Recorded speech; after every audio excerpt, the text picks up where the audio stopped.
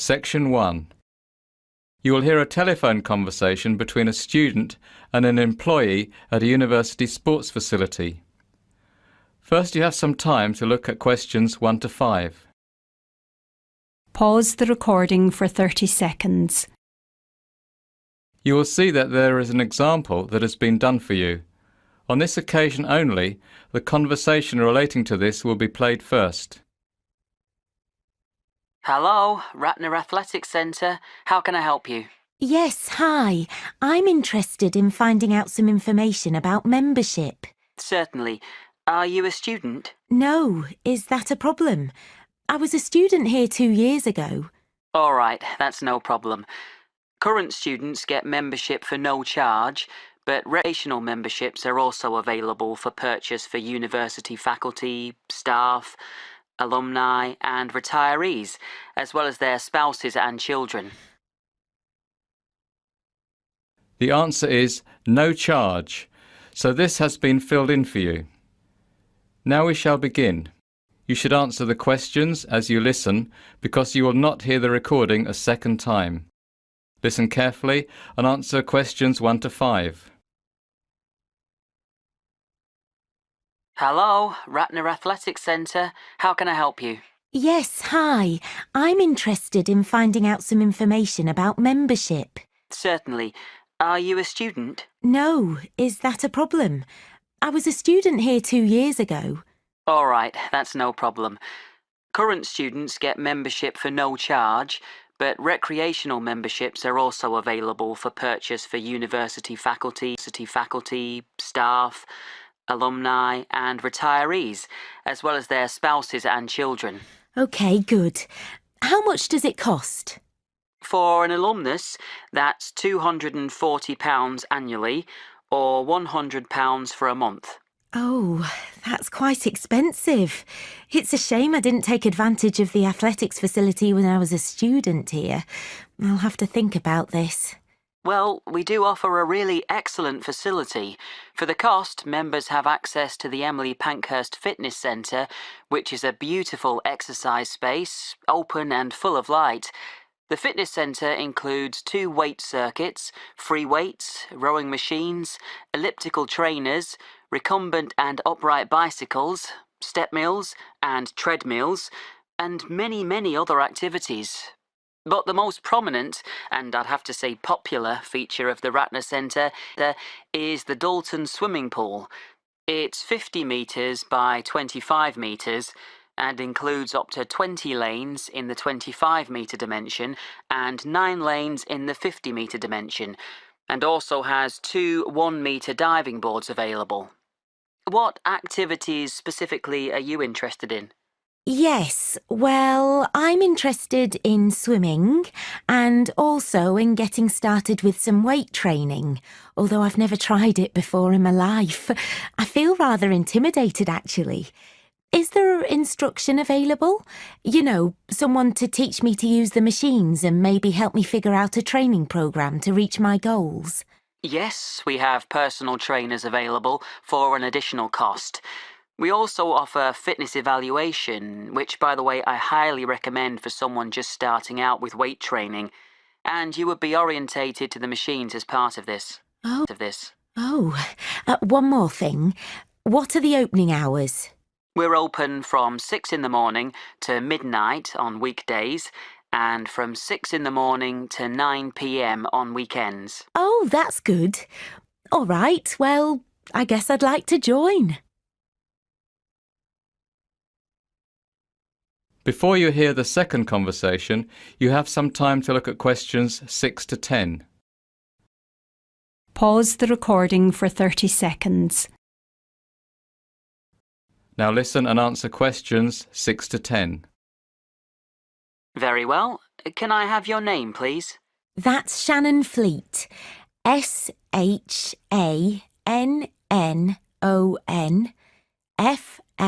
FLEET. OK. And your address? 24 Whitehall Close. Sorry, can you please spell the street name for me? Yes, of course. That's WHITELL HALLCLOSE. Got it. And your postcode? NE01EN. N as in night and E as in England. Yes, that's correct. Uh-huh. I'll need a phone number. OK, it's 9765 484 493. That's 9765 484 943. No, sorry. The last three numbers are 493, not 943. OK. Now, you'll need to pay when you come for the first time, and you can either pay by cash or credit card. I'll pay cash. Fine.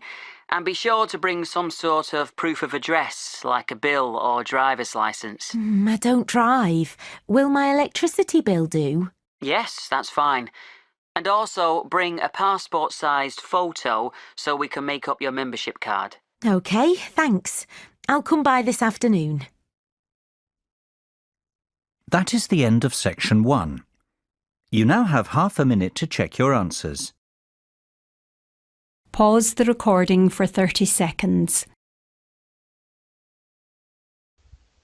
Now turn to section So, 2, please. You will now hear a speaker talking to a group of students planning to study in South America next year.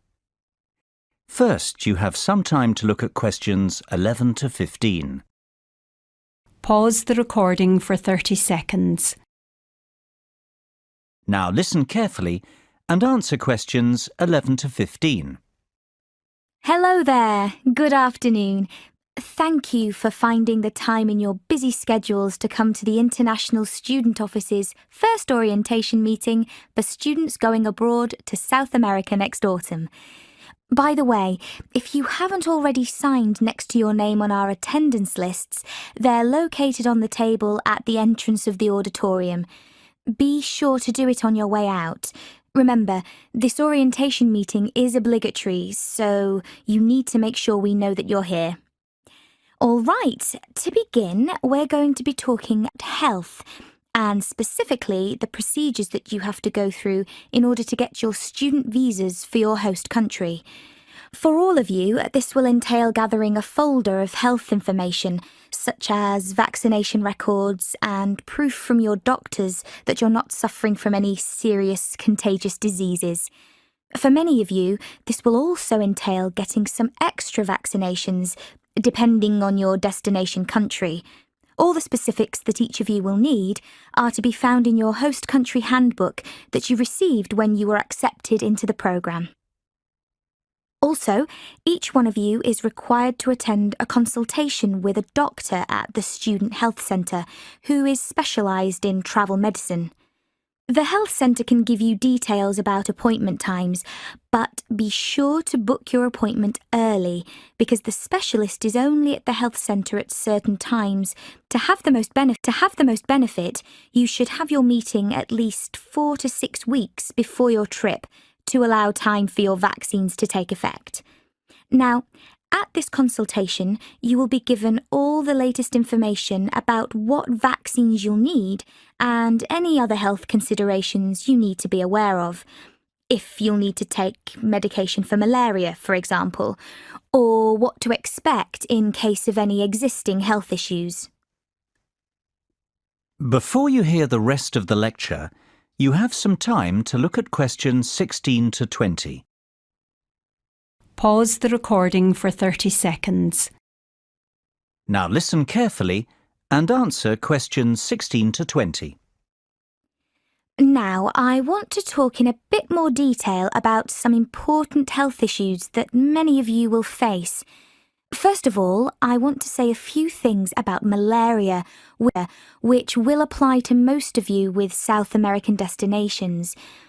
In most South American countries, malaria is present in some areas, but not in others. In Brazil, for example, the Amazon basin is a high-risk area, while the coastal cities, such as Rio de Janeiro and Sao Paulo, have a very low risk of malaria. So, if you will be studying in Sao Paulo, you will not need to take medication for malaria. However, if you are studying in Sao Paulo and doing fieldwork somewhere in the Amazon basin, then you will need medication. Likewise, if you plan to travel into rural regions, then you will need medication. You should be realistic about what your plans are, and if you decide not to take malaria medication, keep informed and don't travel to a high-risk area. We've had 2 instances of students returning with malaria in the last 5 years, and both cases had to do with spontaneous travel after their studies to areas with a high risk of malaria. Of course, there are quite a few other insect-borne illnesses that can be caught, so it's essential to avoid being bitten as much as possible, even if you are taking malaria medication. To prevent insect bites, you should wear long-sleeved shirts and long trousers whenever possible, and use an insect repellent on any bare skin. You should also bring a flying insect spray to help clear rooms of mosquitoes. The product should contain a pyrethroid insecticide. Bed nets treated with permethrin, if you will not be sleeping in an air-conditioned or well-screened room, are also a very good idea. Although it's not always possible, it's better in a screened or air-conditioned area during the peak biting periods of dusk and dawn. Finally, in much of South America, there is a risk of schistosomiasis, a rather nasty parasitic infection that can be contracted in fresh water. So do not swim in fresh water except in well-chlorinated swimming pools. Any questions so far? That is the end of section 2. You now have half a minute to check your answers. Please turn to section 3. Section 3. You will hear a group of students filling out an evaluation form for one of their classes. First, you have some time to look at questions 21 to 23. Pause the recording for 30 seconds. Now listen carefully and answer questions 21 to 23. Joshua, Ethan, wait! Don't leave yet. We have to fill in an evaluation form to hand in with our final project. Oh, not another one. We've done one of these forms after each project all term. It's a bit of a waste of time if you ask me. They just want to give us a chance to have our say about the project. But I haven't much of an opinion about it either way. It's just a project. Yeah, but if you did... Then it wouldn't be a waste of time, I suppose. What's your point? Well, just say you have no opinion. What's the problem with that? You're right, I'll do that. And it'll be easier than making something up.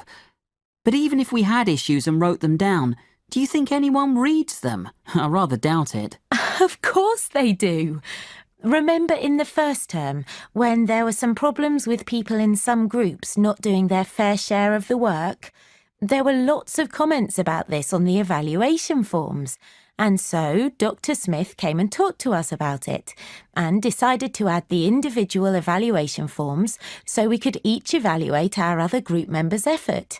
That was a really important outcome. See, Ethan, without the evaluation forms, we wouldn't have the opportunity to report what a slacker you are.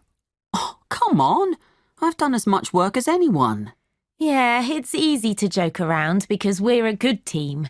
My last team wasn't so good, though, and I was really grateful for those forms. OK, let's get it done so we can go. Before you hear the rest of the conversation, you have some time to look at questions 24 to 30. Pause the recording for 30 seconds. Now listen and answer questions 24 to 30. OK, first we have to rate the project from 1 to 5 and comment on any good or bad points. We do this part together. Yeah. What do you think? 4? Yeah, why not? Why 4 and not 5? I don't really think there was much wrong with it. It was a good project. The tasks were well thought out. Not like the last one where one of the tasks was impossible because there was no research on the subject. I agree with you, Josh.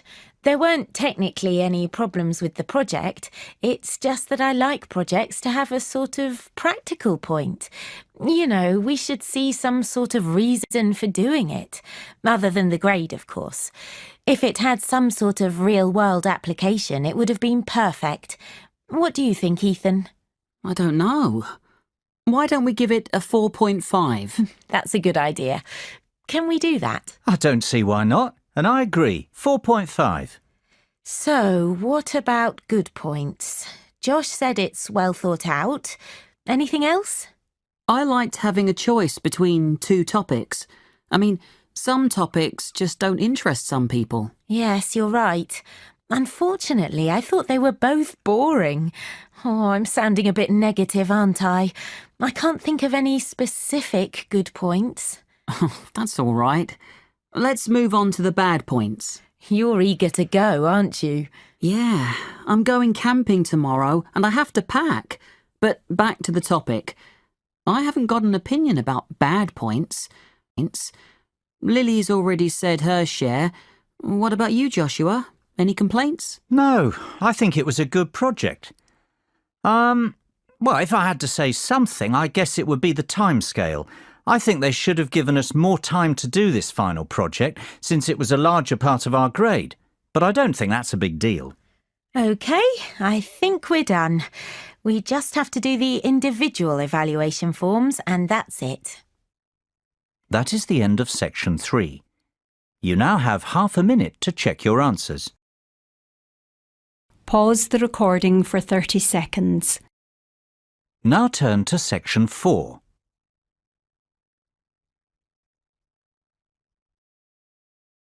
Four.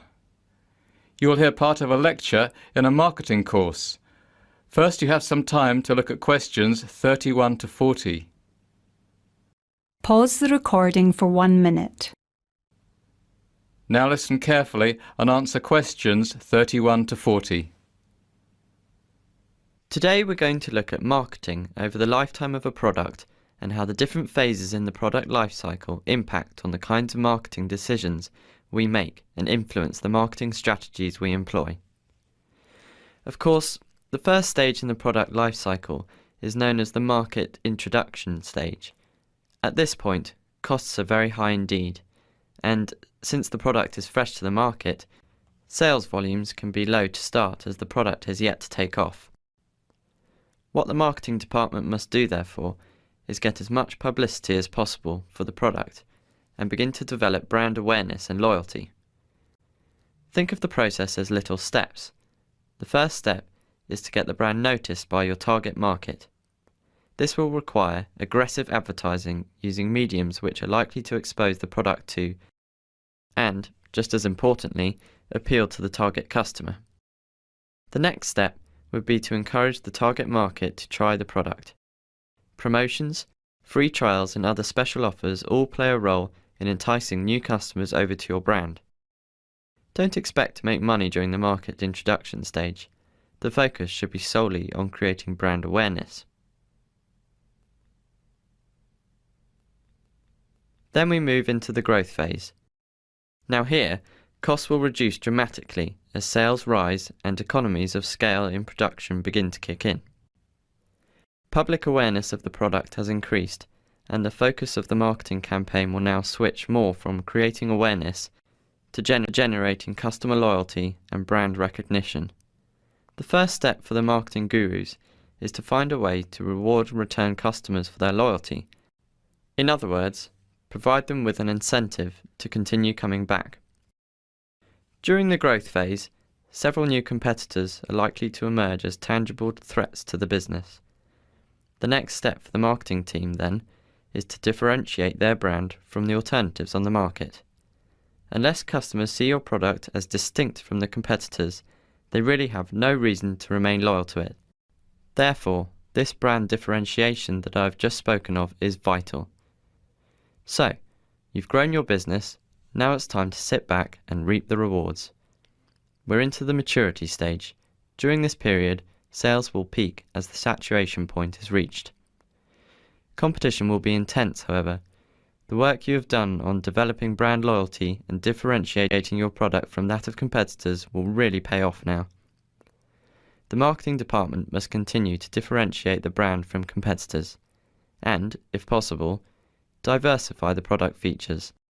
That is, find new applications for the product in order to open up potential new markets and prolong the maturity stage. The final stage in the product life cycle is saturation and decline. Some would argue that reaching this stage is a natural progression for every product.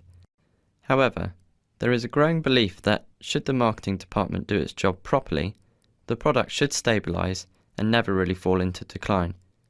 We'll examine this debate a little more closely next time.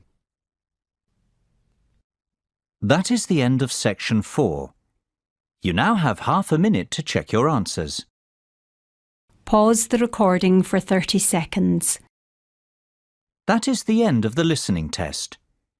In the IELTS test, you would now have 10 minutes to transfer your answers to the listening answer sheet.